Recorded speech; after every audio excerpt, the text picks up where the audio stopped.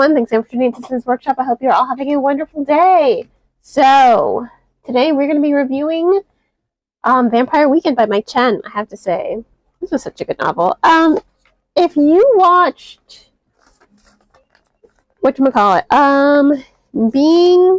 Human, this is the book for you. If you loved Being Human, this is the book for you because it has so many Being Human vibes. It follows Louise. She's a vampire, and what I love about her is part of it there's lots of humor.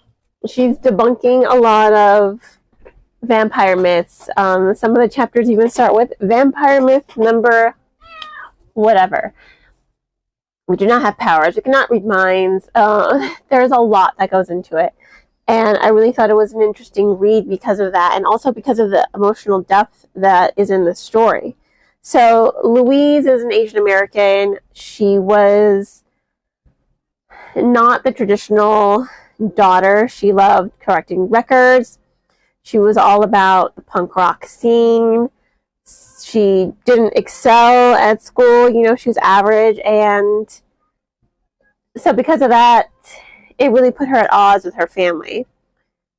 The flashbacks work in this story. They work really well with creating the depth for Louise and showing why she is the way she is. They show the few connections that she's had with certain people, and then when their deaths occurred, how they kind of cut her off. And that is the struggle with immortality, The struggle is, how do you keep living when you keep letting people into your life and then they just keep, passing away and leaving you? It's really an emotional struggle for her. So she's decided to close herself off by the time the book begins. And as the story progresses, she is reunited with her family. Her brother is an old man now, and she meets her great-nephew, her great-nephew. And she's learning to reopen herself to forming those connections with people. She doesn't really connect to the vampire world, so she's learning to be more in tune with the vampire community. She's learning to be more in tune with herself and her community, and she's learning that keeping herself closed off is not doing anyone any favors. She's learning that she can still love and that her life is worth something if she continues to live for the other people who have passed away. And I love how she makes a lot of punk rock jokes. She's like, this is punk rock. And I'm like, yes, Louise, I love you. You're great. You're funny.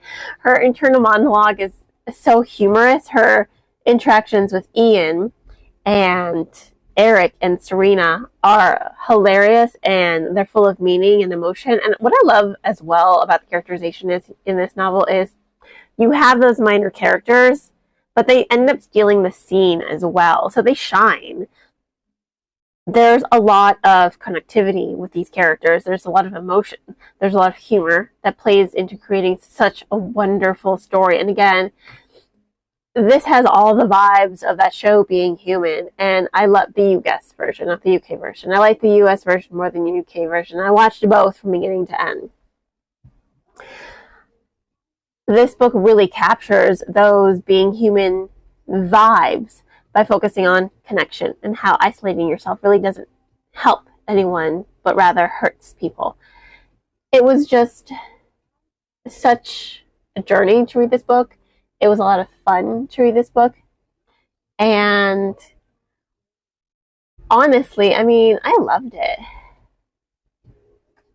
I loved this book. It was so much fun. It was realistic, and I loved how the realism played into